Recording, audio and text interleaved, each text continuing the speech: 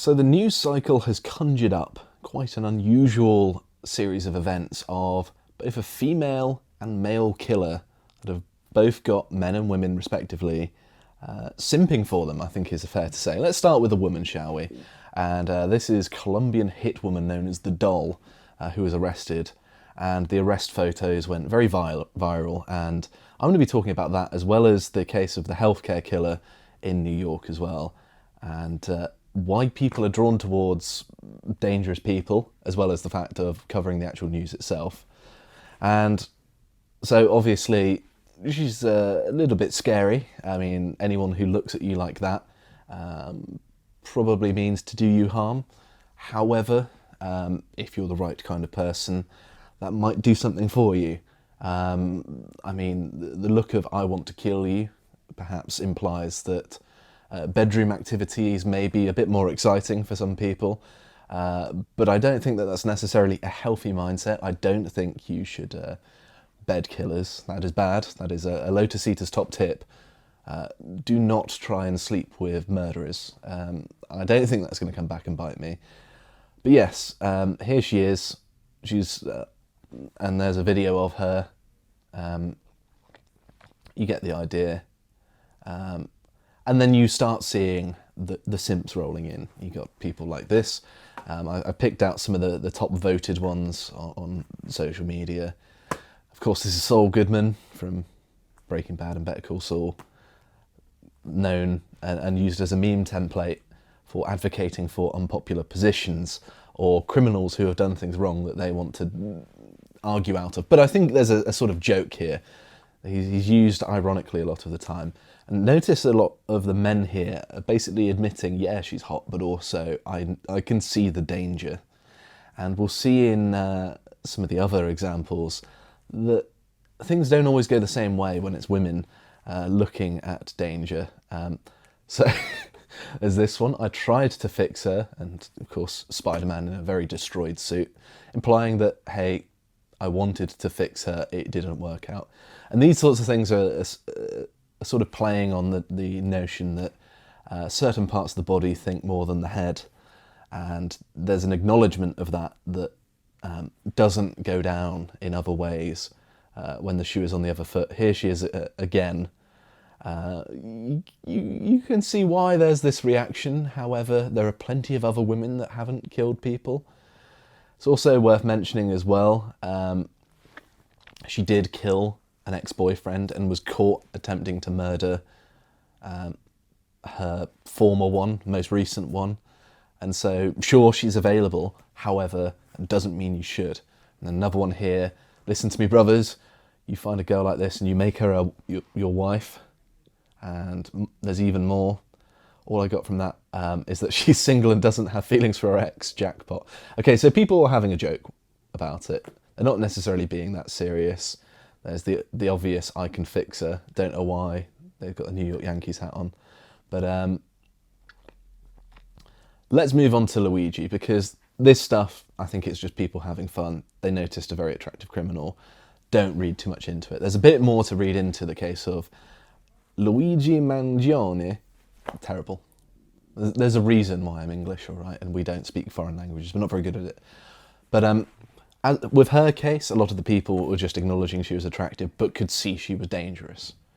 This guy, of course, alleged to have assassinated a health insurance CEO with a silenced pistol in a very organised and coordinated way. And there he is. He's got a pair of eyebrows that have made the Gallagher brothers proud. There's lots of details. 26 years old. I think he's relatively successful, Ivy League, that sort of thing.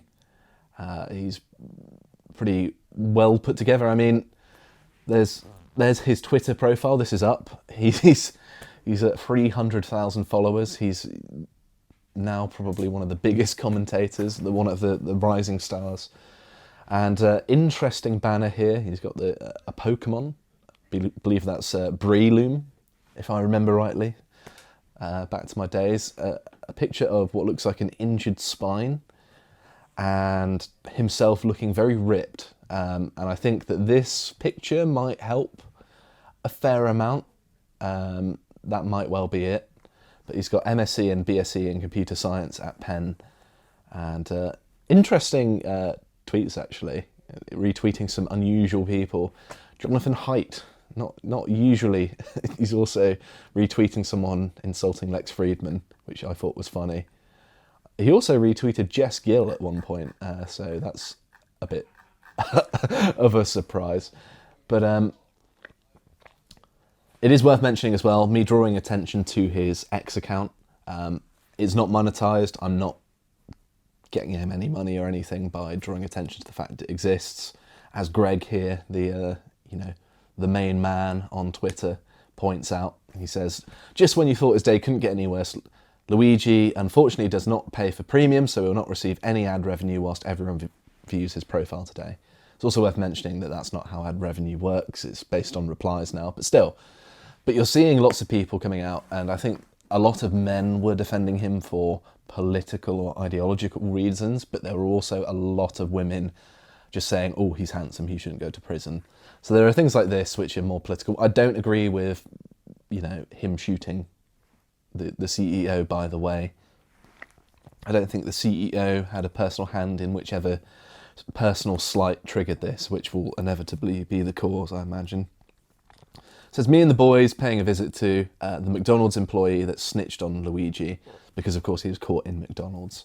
And it's a picture from that mafia show that I've forgotten the name of while recording this. You can correct me in the comments. I've even watched episodes of it. The things you forget when you're on camera, eh?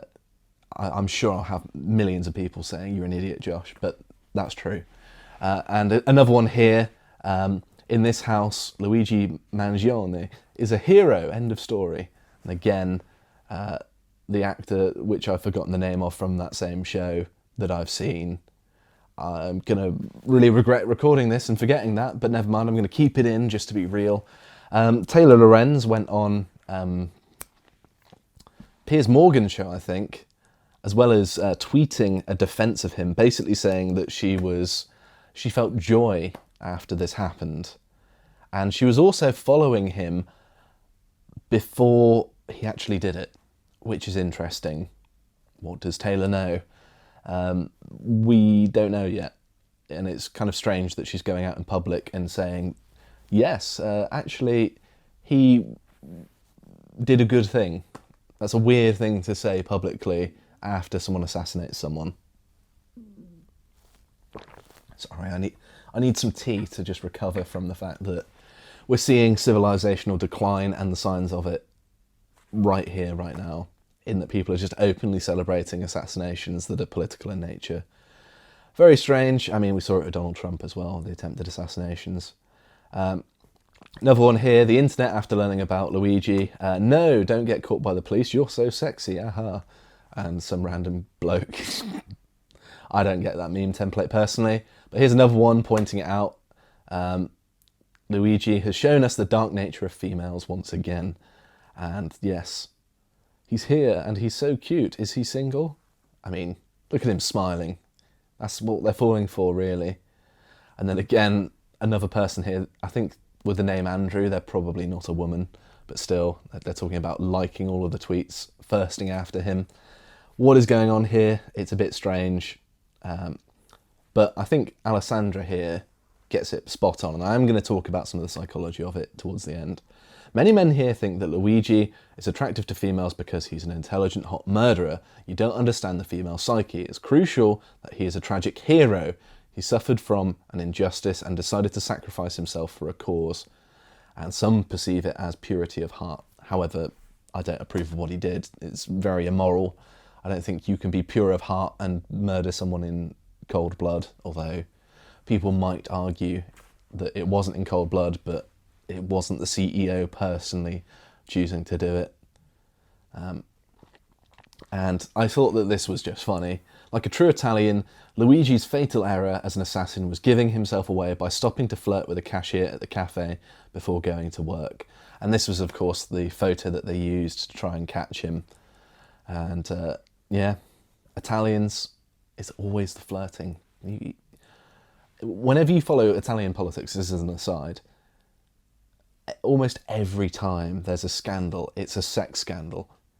If you Italians, if any of you are watching, just keep it in your pants, and you can fix your country. All right, you did great things once.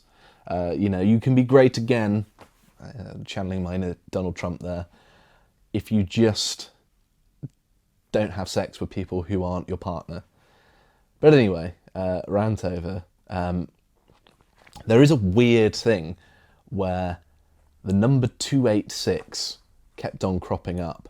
So, he's got this picture of the Pokemon there, which has the Pokedex number 286. And the proverb 286 reads, "Better is a poor man who walks in his integrity than a rich man who is crooked in his ways."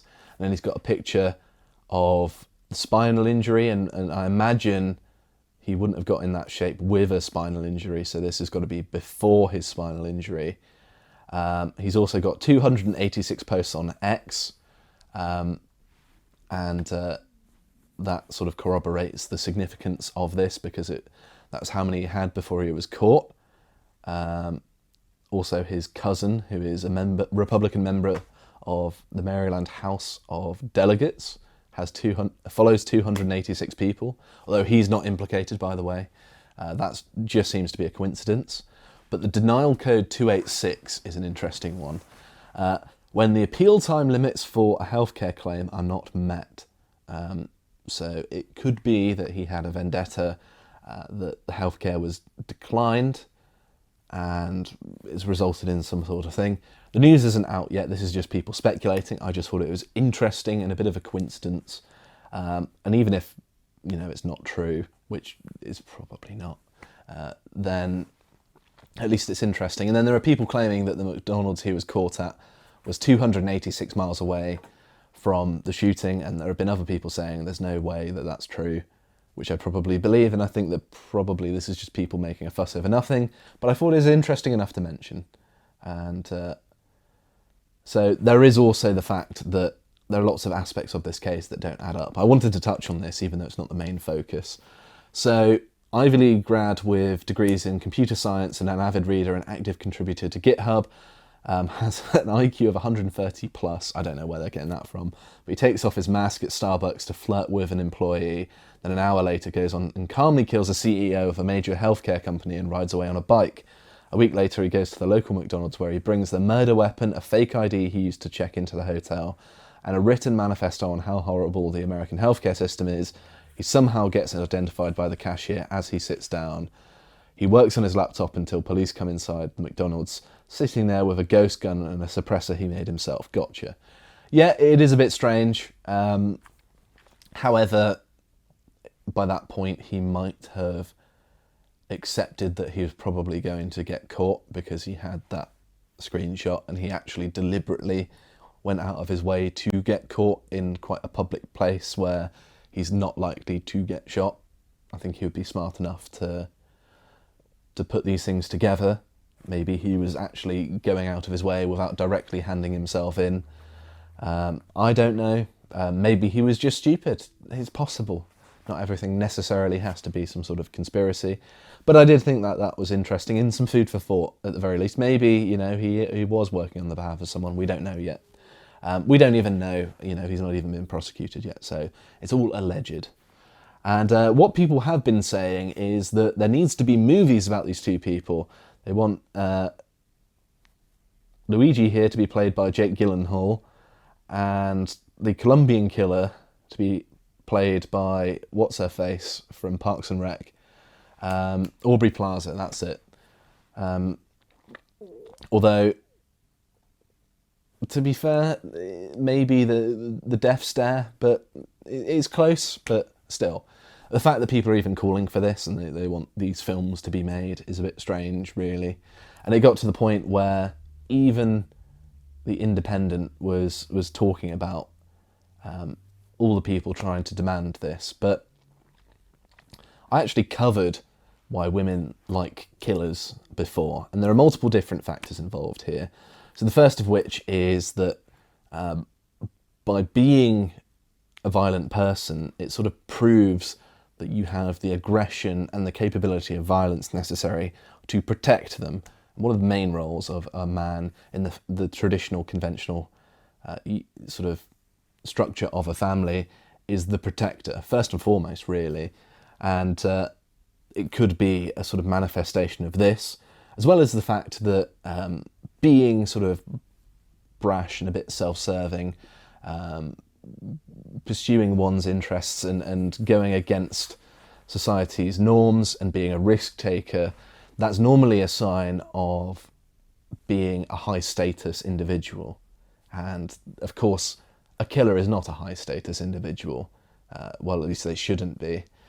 And so this could be a misfiring of that mechanism, as well as the fact that there's also an aspect of femininity whereby there's, I suppose what you could say, an I can fix them complex, this idea, this nurturing nature, I suppose, whereby they feel like they see someone suffering or anguish with something and they want to help them, even if it's putting themselves in danger. And that may well be a part of it. And of course there's, I think it's called hibistophilia, whereby people are actually either romantically or sexually attracted to people who have committed crimes, especially violent ones. And in my series I talked about, in particular, Ted Bundy and how he had legions of fans, and of course that's true of a lot of different killers. And lots of violent people, like loads of them have had marriage proposals in prison and things like that, women writing them letters and all sorts of strange stuff. And I think that it's a very select kind of woman. It's not all women, and in fact many women have much the same reaction as I might have, a man, funnily enough, that, ew, they're a terrible person, why would I be interested in even associating with them, which is a normal and healthy reaction, I think, not being infatuated with them. But what we're seeing is a manifestation of this same sort of thing. And of course, people are also self-aware of this to a certain extent and are playing it up a little bit for attention maybe, and likes on social media and being funny. And that's also sort of what was going on with the men as well in the first case, except I think men have more of an exposure with the sort of dichotomy of hot and crazy. There's a sort of a level of, it doesn't matter how hot you are, you're too crazy. And I think that Colombian lady probably goes into that territory. And we're well aware of this being a thing, you know, just universally. And that's why there were the jokes, whereas a lot of the women going out of their way to defend Luigi there were actually a bit more genuine about it, in saying that he did nothing wrong, and were happy to say on public record, like a prominent example in Taylor Lorenz, but there are many others. And I think the fact that he's, you know, an in shape, well-educated, presentable, potentially attractive, depending on, you know, whether he's your type, ladies, and also he's got notoriety and has proved himself to, you know, be a risk taker, if you will. All of these things could help in drawing people to it, but it was just a little thing that I'd noticed in the media that I think deserves breaking down, because I don't think that we should glorify people who kill people. That's not a good thing, but there is a strange impulse within people to be drawn to that, and it seems like it's very much what I covered in this series at play here.